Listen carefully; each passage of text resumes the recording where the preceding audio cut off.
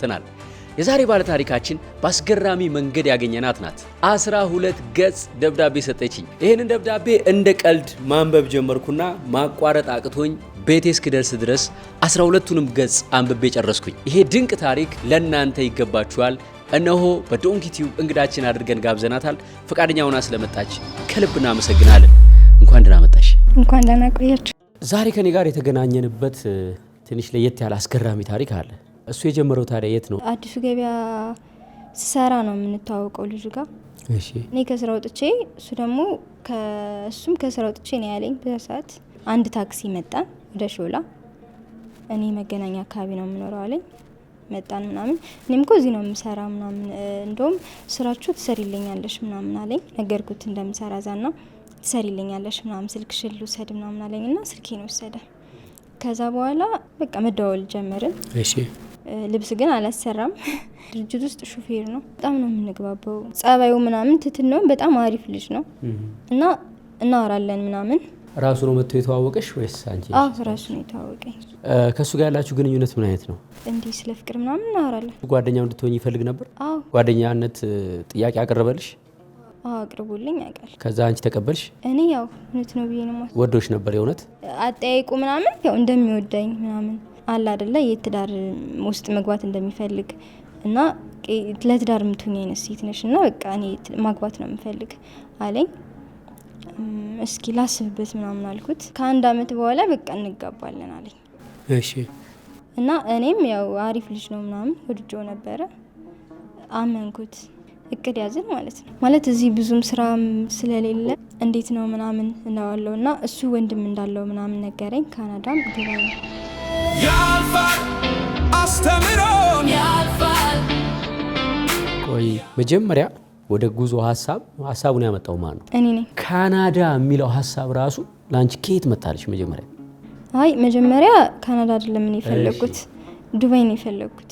እሱ ሁለቱም ጋር ወንድሞቹ እንዳሉና ጓደኞቹም የሚያስጨርሱ አይነት ጓደኞች እንዳሉ ነገረኝ ማለት ነው። እሺ። ከዛ ዱባይ ብሩም ስለሚቀንስልኝ ዱባይ ነው እኔ እንኳን የምፈልገው ምናምን አልኩት። እንዴ ምን በትንሽ ብር እኮ እዛም መጨረስ ይቻላል እና እኔም ደግሞ ውስጥ ማቀው ሰው ስላለ ችግር የለውም፣ ከዚህ ደግሞ ይሄኛው ይሻልሻል። ብሩ ትንሽ ነው የሚያስጨምርሽ። አዎ በዛ ላይ ደግሞ ብሩ የካናዳ ስቴጅና ዱባይ ያለው ብር አይገናኝም አለኝ። ብሩ እንደሚወደድብኝ ምናምን ነገርኩት። ችግር የለውም ብዙ ነው የሚፈጀው፣ ግን አንቺ በግማሽ ምናምን ታመጫለሽ አለኝ። ልጁም ያን ያክል በኢኮኖሚም ብዙም አይደለም እና ለምን የራስክን ስራ ምናምን ወይ አትሰራ ምናምን ስለው አይ እኔ ወይ ወደዛ መሄድ እፈልጋለሁ፣ ወደዛ ልሄድ እችላለሁ ምናምን፣ ወይም አብረን እንሄዳለን ምናምን ሁሉ አለኝ። እሺ። ከዛ እኔ ደግሞ እዚህ ያለው ስራ እንዳልኩህ ወቅታዊ ስለሆነ ወደ ዱባይ ወደ አረብ ሀገር ምናምን መሄድ እፈልጋለሁ፣ ግን በሙያ ብሄር ደስ ይለኛል። በእኔ ጣይዋ አሊያም ደግሞ ካሉ ምን ይከፍልልሻለሁ፣ ግን በግማሽ ትሄጃለሽ አለኝ እና እንደዛ ሲል እሺ በቃ ምናምን አልኩት። ሙሉ ስንት ነው አለ? ሙሉ 800 ሺህ አለኝ ካናዳ። እሺ። ከዛ ዱባይ ደግሞ አሁን የሚካሄደው ብዙ ጊዜ ለሴቶች 200 ምናምን መሰለኝ በሙያ እና ለወንዶች ደግሞ 300 ሺህ ነው። ስለዚህ 200 ምናምን ሺህ ከፍለሽ ወደዛ ከምትሄጂ 200 ጨምረሽ ወደዛ ብትሄጂ በጣም አሪፍ ነው አለኝ ማለት ነው። አንቺ ግን በዛ ሰዓት አዲስ አበባ ላይ የጥልፍ ስራ ነው የምትሰሪው። ቤት ኪራይ አለብሽ፣ ትራንስፖርት አለብሽ፣ ሴት ልጅ ነሽ፣ ብዙ ነገር ያስፈልግሻል፣ እናትሽ መርዳት አለብሽ እና እንኳንስ 400 ሺህ ብር ልታገኚ ኑሮሽን ራሱ የሚበቃ ብር ነበርሽ? አይ የለኝም። አንደኛ እህቴ ወደ አረብ ሀገር ሄዳለች። አሁን አመት ከምናምን ሆኗታል። ስራ ጀምሪ ምናምንና ትከፊኛለሽ፣ ግን ለአሁን ልላክልሽ ብሩ ከሚቀመጥ ብሰሪበት አሪፍ ነው አለች። ራሷ ነች ወይስ አንቺ ብለሻል? ራሷ ነች። እኔ ምንም አላልኳት። ቀለል ያለ ብሬክፋስት ፉድም ሊሆን ይችላል ወይም ጸጉር ቤትም የሆነ ቀለል ያለ ሌላ ስራ ብቻ ግን ገቢ የሚያስገኛል አይደለ፣ ወቅታዊ ያልሆነ ስራ። እንደዛ ስትለኝ እሺ ያልኳት። በአንዴ ላከችልሽ እሷ? ሁለቴ ነው ላከችልኝ። ያንን ብር ሰጠሽው ለሱ? መጀመሪያ ሁለቱ ነው ቀብድ ያስፈልጋልና ደግሞ አንዳንድ ፕሮሰስ ለማድረጊያ እርግጠኛ ሆኖ እንዲጀምር ፕሮሰሱን ሲለኝ እሺ ብዬ ሰጠሁት ማለት ነው። ትራንስፈር ያደረግሽለት? ካሽ ነው የምፈልጋለኝ እና ካሽ አውጥቼ ሰጠሁት። እሺ። ከዛ ንግግራችን የነበረው ጥር ላይ እኔ ቤተሰብ ጠይቄ ጨርሼ ስመጣ በቃ ቤተሰቦቼን እዛ ሄድኩት። አንደኛ ስለመማት ያው ችግርም ስላለ በቃ ቻው ብዬም ለመምጣት መጣሁት። እና እስከዛ ድረስ ጨራርሶ እንዲጠብቀኝ ሁለተኛ ሰጠሁት ማለት ነው። ጨራርሶ ጠበቀሽ? በቃ ጨራርሶ ሁሉን ነገር እንዲጠብቀኝ ብዬ ነው የሰጠሁት። ከዛ እኔ ቤተሰብ ጋር ሄድኩኝ። የት ነው የተወለድሽው? ጎንደር እስቴ ወረዳ ነው፣ አሶና ይባላል። ያደግኩት ደግሞ እናቴ ጋር ነው። አባቴን ጭራሽ አላውቀውም ነበር። እስከ 4 ዓመቴ ማዘር ብቻዋን አሳደገችኝ። ከዛ ሌላ ባል አገባች እናቴ። በዛን ሰዓት ከብት ምናምን እንጠብቃለሁ። በ5 ዓመቴ ከብት ምናምን ረግጦኝ ያውቃል። ህፃን ስለነበርኩኝ ያው በደንብ ራሴ መጠበቅ ስለማልችል በዛ ሰዓት ማለት ነው። ማዘር ደግሞ አሁንም ከዚህኛው ባሏ ጋር 3 ዓመት ምናምን ቆይተው ተለያዩ። በመሀል ደግሞ ፋዘር ትክክለኛው ያንቺ አባት አሳድጉ ምናምን ተብሎ ታረቁ። ማዘር ደስተኛ አልነበረችም፣ ግን ምርጫ አልነበራት። ያኔ ነው መጀመሪያ ያው ሌላ አገባው እና በዛን ሰዓት ትምህርት ቤት አይሰደኝም። ስራ ደግሞ በጣም ከባድ ስራ ያሰራኛል እና በጣም ከበደኝ። ከዛ ወደ እናቴ ሄድኩኝ። ጠፍተሽ ነው ሄድሽው? አዎ ጠፍቼ ነው ሄድኩት። እናቴ የላትም ግን በደስታ ነው የተቀበለች። ቀን ስራ እየሰራች ምናምን ታስተዳድረናለች። ግን ድካማ በጣም ሲከብድ እኔ ተለቅ ስላልኩኝ ሌላ ሰው ቤት ምናምን ልግባና እህቴ ግን ህጻን ነች አሳድጊያት አልኳት። እኔ ሌላ ቦታ ገባሁኝ ማለት ነው። እና በዛን ሰዓት ግን በጣም ከባድ ነው የሚያሰሩኝ የገባባቸው ሰዎች። ጀሪካ በጣም ሩቅ እንትን ሜትር የሚሆን የስንት ሰዓት መንገድ ይሆናል? 30-40 ደቂቃ እንደዛ ይሆናል። ስንት ትመላለሽ ነበር? 7-8 ጀሪካ ማለት ስሄድ ስመለስ እንደዛ ማለት ነው። በአንድ ጊዜ ባህያ ነው? በጀርባ ነው እንጂ በወገብ አንዱን አድርሰሽ እንደገና ይላትቀጃለሽ። እና በጣም ነበር የሚከብደው። እምቢ ማለትም አልችልም። በቃ ሲከፋኝ ምናምን የሆነ ደበቅ ብዬ ማልቀስ ነው እንጂ ይከብደኛል። ተራራ አለ፣ ሽቅብ ቁልቁል ነው ደግሞ መሬቱ ቀጥታ አይደለም እና በጣም ነው የሚከብደው። ወደ 2 ዓመት ምናምን እንደዛ ቆየሁ። ከዛ እዛው የአባቴ ዘመድ የምትሆነች ለእናቴ እንደዚህ ከምትሰቃይ በቃ ሌላ ቦታ ትሄድ ምናምን አለቻት። ከዛ ባህር ዳር አመጣች ማለት ነው። እና ባህር ዳር ስመጣም ቤተሰቡ በጣም ብዙ ነው፣ ወደ 10 ምናምን ናቸው። ሁሉም ትልልቆች ናቸው። የሚያዙህ ደግሞ ማለት አንደኛውን ሰርተህ አንዱን እስከምሰራ እንዴት የኔን ሳሰሪ ምናምን ይሉሃል። እኔ የመጣሁት ፓራላይዝ ነች ሴትዮዋ እና ጠብቂያለሽ ትምህርትሽን እየተማርሽ ምናምን ተባልኩኝ። የማታ ትምህርት ታስገቡኝ። ለማዘሬ ስትደውል ሲያገናኙኝ ትናፍቀኛለሽ ግን አለቅሳለሁ እና ናፍቆቱ አይደለም የሚያስለቅሰኝ ይሆናል አይደለ በጣም ከብዶኛል ምናምን ላት ብዬ ነው ማለቅስ። ግን እንደዛ ብዬ ስልኩን ብዘጋው ከዘጋሁት በኋላ የሚከተለኝን ስለማውቅ አይ ናፍቀሽ ነው ምን ውስጥ ታለቅሽ ነው ስትለኝ ናፍቀሽ ምናምን እላለሁ። ሽንት ቤት ነበር ገብቼ ማለቅሰው ምናምን።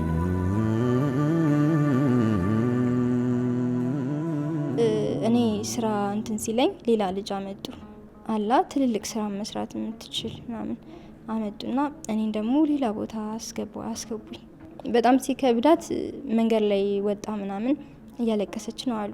እኔ አላየዋትም ግን ሲነግሩኝ ነውና አንድ ሴትዮ ምን ነሽ ነው ምናምን ስትላት አይ እንደዚህ ምናምን ብላ ታሪኳን ነገረቻት። እንደዚህ ማለ በዚህ ሰዓት ምናምን ብላ ያችኛዋ ወሰደቻት ማለት ነው። በቃ አስወጣቻት ከዛ ቤት።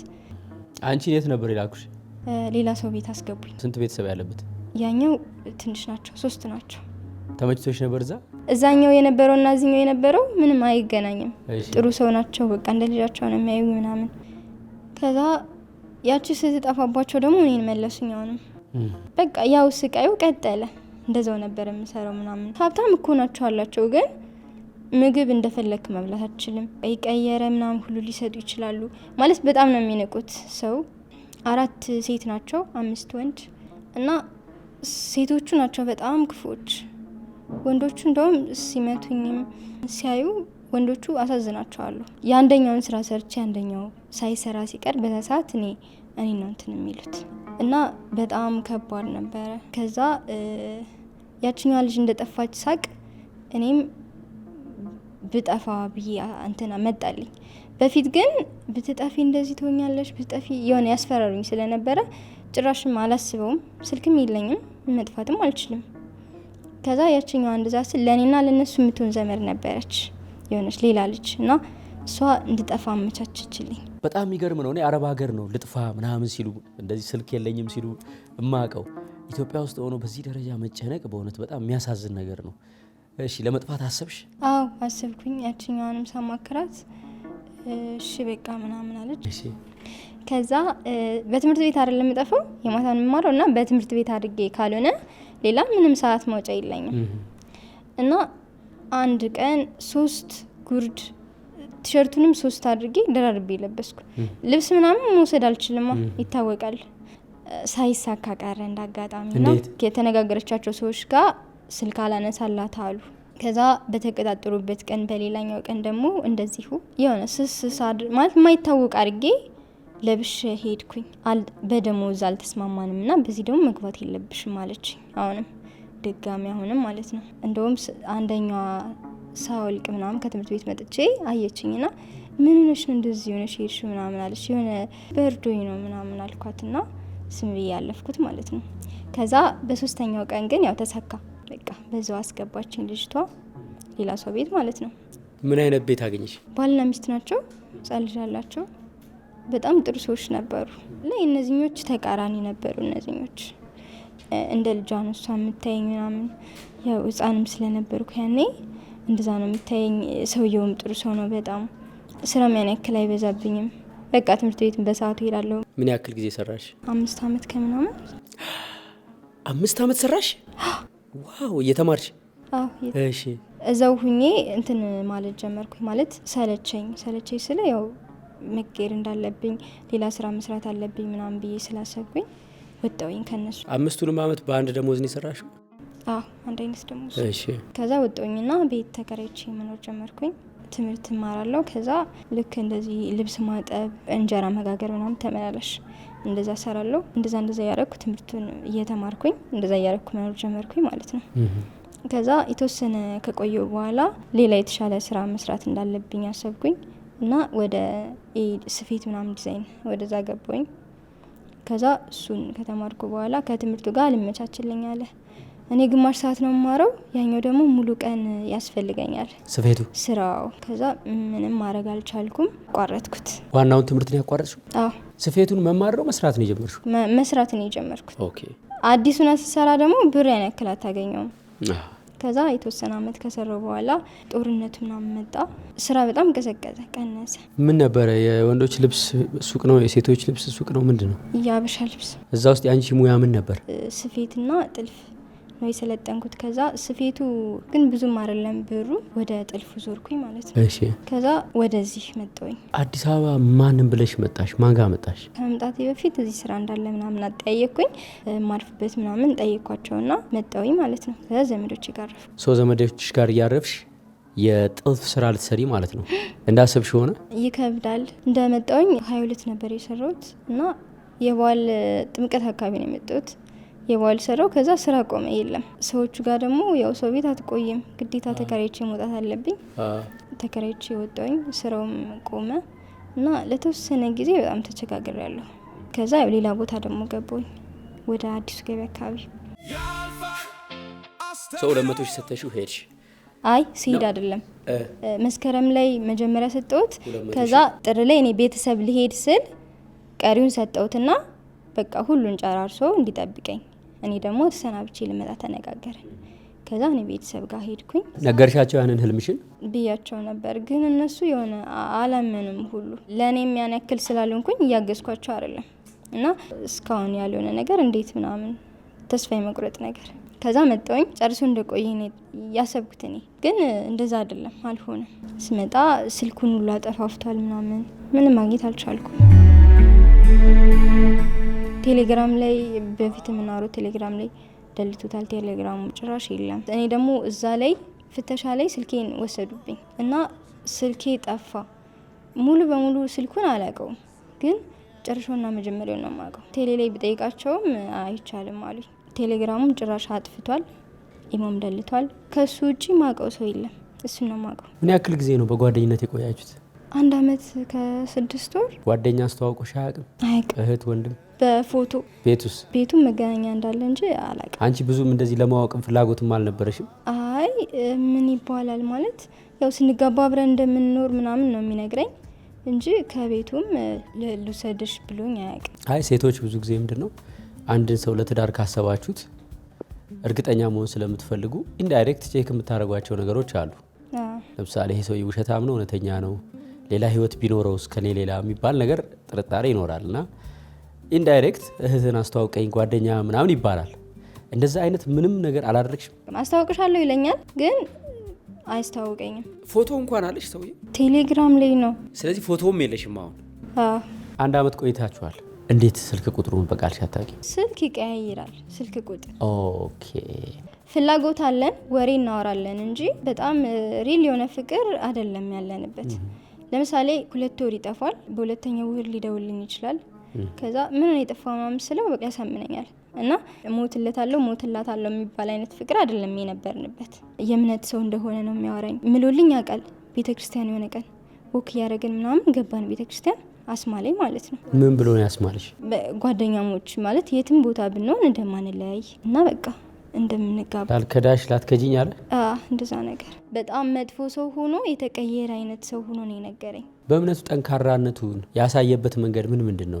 አዲስ ገበያ ብዙ ጊዜ ከስራ ስወጣ የምንገናኘው ጊዮርጊስ ነው። ጊዮርጊስን ካልኩኝ ሁሉም ሰው ያምነኛል ነው የሚለኝ። ሁለተኛ ደግሞ እኔን ይመክረኛል ሁሉ ይመክረኛል ስለ ቃል እግዚአብሔር ያስተምራል። የሚያስተምር አይነትና ጥሩ የሆነ አይነት ሰው እንደዛ ነበር። በትክክል ይወድሽ ነበር ወይስ ማስመሰል ነበር? ምንም ጥያቄ የለውም። አሁንማ ማስመሰል ነው ነበር። አሁን የገባሽ? አሁን ሲገባኝ ያው እንጂ እንዴት ልታረግ ትችላለህ? እሺ ስልኩ አይሰራም። የመጀመሪያ ቀን መጣሽ ከገጠር ስደዊ ስልክ አይሰራም። ቴሌግራም ላይ ብሎክ አድርጎሻል። መጀመሪያ ምንድን ነው ብለሽ አሰብሽ? ወይ ስልኩ አልሰራ ብሎ ዝም ብሎ ብቻ የሆነ ነገር ሆኖ እኔ እስካሁንም ተስፋ አልቆረጥኩም። ጌታ ማለት አሁን 3 ወር ምናምን ሆኖታል። እንግዲህ እኔ ክፍለ ሀገር የሄድኩት ጥር ላይ ነው። በዚህ አመት ነው እንዴ? በዚህ አመት እኮ ነው። እሺ። እና እስካሁንም እኔ እንጃ የሆነ የሚደውልኝ ነው የሚመስለኝ። አንድ ጥያቄ ስቲል ጠይቅሽ። 200,000 ብር አነስተሽ ስትሰጪው በካሽ እንደው ይሄ ሰውዬ ነገ ቢጠፋብኝስ የሚል ምንም ሀሳብ አልመጣብሽም አይምሮሽ ውስጥ? እግዚአብሔርን ምንም ሀሳብ አልመጣብኝም። ቢመጣ ቢኖር አልሰጠውም ነበር። ሌላም ጥያቄ ጠይቂ ነበር? አዎ። አራሻው ምናምን ቢያንስ በቃ እንደዛ አድርግ ነበር። ግን እሱ ማለት አንደኛ ምሎልኛል፣ ሁለተኛ ደግሞ ሁኔታው ምናምን በጣም ትሁት ነው፣ ሰው የሚያከብር። ምን አድርጎልሽ ያውቃል? በገንዘብ በኪራይ ከፍሎልሽ ያውቃል? ይክፈልልሽ ይለኛል። ግን እኔ ማለት የሆነ ሸም ስለሚይዘኝ ያው ብዙ ነገር ከሰው ስትቀበል ካንተም ብዙ ነገር ይጠብቃል ሰው። ቸግሮኝ ራሱ አይ እኔ ያለኝ እኮ ምናምን ነው። ከሌላ ሴት ጋር የመደዋወል ወይ ምናምን ስልክ የመደበቅ በፓስወርድ ምናምን አይነት ነገር ነበር? እኔ ፓስወርድን ምናምን ስልክን አልለውም። ሲጀመርም አንድ ሰው ባለጌ ነው ወይም ደግሞ እንትን መስረቅ ከፈለገ ከምንም ልታስቀረው አትችልም። እና እንደዛ ያደርጋል ብዬ አላስብም። እና ይሄ ሰው ስጠኝ እንደዚህ አድርግልኝ ምናምን ብለው ያደርግልኛል ብዬ ነው ማስብ፣ እንደዛ ስለሚል ማለት ነው። ስለዚህ ሙሉ እምነትሽን አግኝቷል? በቃ 100% አምኜዋለሁ። ፕሮሰሱ መጀመሩን የሚያመለክቱ የላከልሽ ነገሮች ነበሩ ቴሌግራም ላይ ወይ ያሳየሽ? በቃ ሙሉ ሲያልቅ ነው የሚለኝ። እንዴት ነው ምናምን ስለው በቃ ሁሉም አንድ ላይ ነው እኮ የሚያልቅ ምናምን። ጥሩ። ኤምባሲ ትገቢያለሽ ብሎሻል? ብሎኛል፣ ግን ስትመጪ ነው ያለኝ። ከገጠር? አዎ ስትመጪ ኤምባሲ ትገቢያለሽ። ምን ኤምባሲ? የካናዳ የጀመረልኝን ማለት ነው። እንደዛ ነው ያለኝ። ኦኬ። ከዛ በፊት ፎርም መሙላት የሚባል ነገር አለ፣ በጣም ዲቴል ማለት ነው። ሞልተሻል? ያን አልሞላውም፣ ግን እንግሊዘኛ መቻል አለብሽ ምናምን ብሎ ዩቲዩብ ላይ ምናምን የተወሰነ ቋንቋ እንትን እያልኩ ነው ነበረ። ለከፈለው ክፍያ ደረሰኛ ምትልሻል? ሁሉ ነገር በእጁ እንደሆነ ነው። ሁሉ ነገር በሱ እጅ ነው። በቃ እንደምትሄጂ እርግጠኛ ነው እሱ? 100% እርግጠኛ ነው እንጂ ቪዛ ልትከለከይ ትችያለሽ የሚል ምንም ነገር የነገረሽ ነገር የለም? ምንም ያለኝ የለም። ከዛ ደግሞ ምንም በቃ 100% የሱ ሰውም ውስጥ እንዳሉ ነው የነገረኝ። በሱም በኩል ኤምባሲ ውስጥ የኔም ሰው አለ አይደል? አዎ እንደዛ ነው የነገረኝ። ሁለተኛ ደግሞ ቲኬቱ ምናምን የከፈለበትንም አላሳየኝም። እሺ የኔ ሰው ስለሆነ ውስጥ ዋናው የሚያስጨርስልኝ ሌላ ቦታ ሄዷል አለኝ። እና ሲመጣ ነው የምንጨርሰው። ካናዳ ነው ያለ ያኛው። ሲመጣ ነው የምንጨርስልሽ። ብዙ አልቅሰሻል አይደል? አዎ በጣም ይሆን። አንዳንዴ ቤተክርስቲያን ልጅ ፈጣሪ እኔን አትወደኝም ማለት ነው እንዴት ይሄ ሁሉ ማለት ቢያንስ ወይ ህይወት የማይቀየር ደግሞ ለምን እንደዚህ ፈተና ይበዛብኛል ምናምን ሁሉ ማለት አማርራለሁ ሁሉ። ደብዳቤውን ስጽፍልህ እንትን ማለት ስሜት ውስጥ ሆኜ ነበርና ወረቀቱ ምናምን እንባዬ የተቀደደ ሁሉ ነበር። ግን ምንም ማድረግ አልችልም፣ ህይወት ይቀጥላል። የክረምት ክላስ አለን፣ ኤዲቲንግ ዊዝ ኤአይ ማለት ነው። በኦንላይንም ቤታችሁ ሆናችሁ መማር ትችላላችሁ፣ አሊያም በአካል መታችሁ ለጀማሪዎች መሰረታዊ ቪዲዮ ኤዲቲንግን በጄሚናይ ኮንተንት እንዴት ይቆረጣል ከሚለው አስደናቂ የኤአይ እገዛ ጋር አንድ ላይ ኮርሱን አፕዴት አድርገን ዋጋውን ቀንሰን ይዘንላችሁ መተናል። እዚህ ስር ባሉት ስልኮች ተመዝገቡ። በአንድ ወር ውስጥ በአዶቤ ፕሪሚየር ፕሮ በትክክል ኤዲት ማድረግ የምትችሉ ባለሙያዎች እናደርጋችኋለን። መጨረሻ ላይ እንግዲህ ከባዱ ነገር የሰው ገንዘብ ነውና የጠፋው። ገንዘቡ ለላከችልሽ ልጅ እንደዚህ ሆንኩኝ ብሎ መንገሩ ይመስለኛል። አዎ ይከብዳል። ምክንያቱም እኔ ለስራ ብዬ የተቀበልኳት እስካሁን አልነገርኳትም ማለት ፈራውኝና ይከብዳል ለመናገር። ምክንያቱም ሰርቼ የሆነ ነገር ከፍቼ ሰርቼ ልመልስላት ነው የተባባልኩት። አሁን ግን ስራ ላይ ሳይውል ነው ነገርየው። አሁን እቅድሽ ምንድን ነው ይሄንን ገንዘብ በተመለከተ? ካልደወለ ማለት በእርግጥ ጠፍቷል፣ ይደውላል ማለት እንጃ የሚደውል አይመስለኝም። ምንም እቅድ የለኝም አሁን ማለት በጸጉር ቤት እያጠያየኩ ነው ወደ አረብ ሀገር ለመሄድ፣ ከዛ እዛ ሄጄ ለመመለስ። የት ነው የምታጠያይቀው? እዛ በሙያ ምናምን ሄዱ ልጆች አሉ እና እነሱ ነው የማጠያይቀው። ድጋሚ ብትበይስ? ድጋሚ አልሰጥም፣ ግን ሁኔታው ነው እንጂ ማለት በቀላሉ ምናምን መሄድ የሚቻል ከሆነ ወደዛ ለመሄድ ነው እንትን ያልኩት። ምክንያቱም ስራ ቦታውን ወደዛ ሄዳለሁ ብዬ ስላሰብኩኝ ለቅቄው ነው የሄድኩ ስራ ቦታዬን፣ እዚህ የነበረውን ስራ ቦታዬን እና አሁን ላይ ቋሚ ስራ ሳይሆን ሲኖር በጣም ስራ ሲበዛ ነው እየሰራ ያለሁት። ይሄ ፕሮግራም ሲተላለፍ ገንዘቡን የረዳችሽ ልጅ ምናልባት ልታየው ትችላለች። በጣም ይቅርታ፣ ግን ያው መልስልሻለሁ ብዬ አስባለሁ ከእግዚአብሔር ጋር። ስለዚህ አንቺ ያው እሱ ቢከዳሽም አንቺ ግን አልከዳሽም ነው የምትያት። እሷ እህቴ እኮ ነች። እንኳን እህት ማንም ሰው አይከዳም። እንዴት ነው ይከዳል? ሲጀመር ላበደረህ የሆነ ነገር ላደረገልህ ሰው እንደውም በእጥፍ መመለስ አለብህ። አይደለም ይቅርና ልትከደው ማለት ነው። እሷውን እኔ ያጠፋሁት እንጂ ደህና ቦታ ደርሼ ነበር እና ደህና ቦታ የመድረስ ምክንያት ደግሞ መጀመሪያ ምሰሷ እሷ ስለሆነች እንደውም በእጥፍ ትከፍላታለህ እንጂ እኔ እንዴት ልከዳት እችላለሁ? ከዚህ በኋላ ያው መቼስ ወጣት ነሽ፣ ሌላ ሪሌሽንሺፕ ወደ ህይወትሽ ሊመጣ ይችላል። እዛ ላይ ምን ተጽዕኖ ያደርግብሻል? ይሄ ነው ወይስ ነፃ ወጥተሻል ከዚህ ተጽዕኖ? አይ ነፃ አይደለሁም። ማንንም ሰው ማመን እንደሌለብህ አይደለም ይቅርና ሰው በቃ ራስክን ራሱ ማመን የለብህ። በጣም ይከብዳል ጊዜው በጣም። ለእህትሽ ቃል ገብተሽላታል፣ ሰርቼ ከፍልሻለሁ እንደምንም ብዬ ብለሻል። ይሄ ጥሩ ነገር ነው። በዛው ልክ ደግሞ ለችግርሽ እንደደረሰችልሽ አንቺም ለችግሯ እንድትደርሽላት እቅድ ያስፈልግሻል፣ ቀነ ገደብ ያስፈልግሻል። ለዚህ ደግሞ ኤአዩ በደንብ ይረዳሻል። አሁን እጅሽ ላይ ያለው ነገር ምንድን ነው? ቢያንስ ኤአይን እንዴት መጠቀም እንዳለብሽ ስልጠና ወስደሻል። ያ ምን ያደርጋል? ባለሙያ ነሽ፣ ወጣት ነሽ፣ ብሩህ አይምሮ ያለሽ ልጅ ነሽ። ስለዚህ በሶሻል ሚዲያ ስራዎችሽን እያስተዋወቅሽ የዚህ የጥበብ ስራሽን ብዙ ስራ እንድትሰሪ ይረዳሻል። ታውቂያለሽ። እና ለውጭ ጉዞም ቢሆን ከዚህ በኋላ የምትከተዩ መንገድ የተለየ መሆን አለበት አይደለ? ለምሳሌ እስካለማርያም ምን አይነት ተሰጥኦ ነው እግዚአብሔር የሰጣት? ብዙ ጊዜ የምንገላታው እሱን ስለማናውቀው ነው። ኤአይ በዚህ እንዴት ይረዳል መሰለሽ? ለተመልካቾቻችን ቤታችሁ ሆናችሁ ይሄን ለምታዩ ሰዎች ጄሚናይ እኛ በትክክል ከልጅነት ጀምሮ ውስጣችን ያሳደግነውን የተሰጠንን መክሊታችንን እንዴት አድርገን ማወቅ እንዳለብን ይረዳናል። ኤአዩ ምንድነው አቅሙ? ማስቻል ነው። አሁን ኢኔብል ማድረግ ገብትሻል። የማንችለውን ነገር ማስቻል። ሰው አጠቃቀሙን ካወቅንበት፣ ትኩረት ካረግንበት በትክክል ልዩነት ይፈጥራል። ከዛ አንቺ እየጠበቅሽ የነበረው በአካል የነበረውን ቀን ነው? አዎ ማለት ምናልባት እርግጠኛ አልነበርኩም እስከ መጨረሻው አካባቢ ቀን ግን ላንተ ጽፌ ምናምን ለመስጠት ደብዳቤ የመጣልኝ መጨረሻ አካባቢ ነው። እንደውም የጻፍኩት ላይ ወደ ኋላ 1-2 ምናምን ይላላ ዝም ብዬ ነው የጻፍኩት። የሚሰማኝንና የሆነውን ነገር ጽፌ እንደምሰጥህ እርግጠኛ አልነበርኩም፣ ግን ላንተ ነው የጻፍኩት። ግን ልስጦ የሚል ስለነበረ መጨረሻ ላይ ወሰንኩኝና የመጨረሻ በአካል ስልጠናው ላይ መጥቼ ያለ ሰጠሁ ማለት ነው። ጥሩ። በአካል የመጣሽ ቀን ስልጠናው ላይ ዊሊ ስለ ጉዞ ሲያስተምር ነበር። እነዛ ጥያቄዎች ተመልሰውልሻል? ያለሽበት ሁኔታ ምን ውስጥ እንደሆንሽ አስረድተውሻል? መርዶ ነበር ወይስ እንዲቆርጥልሽ የሚያደርግ ነበር? ምን ነበር ስሜቱ ቁጭ ብለሽ ስትሰሚ ያን ነገር? እንዲቆርጥልኝ ነው ያደረገኝ። ፌክ እንዴት እንደሚያደርጉ እና እንዴት እንደሚበሉ ምናምን እኔም በቃ ውሸቱን ነው ማለት ነው ብዬ ነው ያሰብኩት። ከባድ ነው አይደል ስሜቱ? ያንን መቀበል በጣም ያማል አይደል? አዎ ይከብዳል። ማምነው ሰው ባይሆን ኖሮ መቀርበው ምናምን እንደዚህ ባይሆን ኖሮ ሲጀመር የሆነ መረጃ እንዲያሳየኝ ከታተለዋል። እኔ እኮ የሆነ ጥያቄ ስጠይቀው እንኳን ወይማ እንደዚህ እኮ ነው ምን ነሽ ነው እኔ ያለው አልኩሽ አይደል እንዴ ምናምን ይለኛል።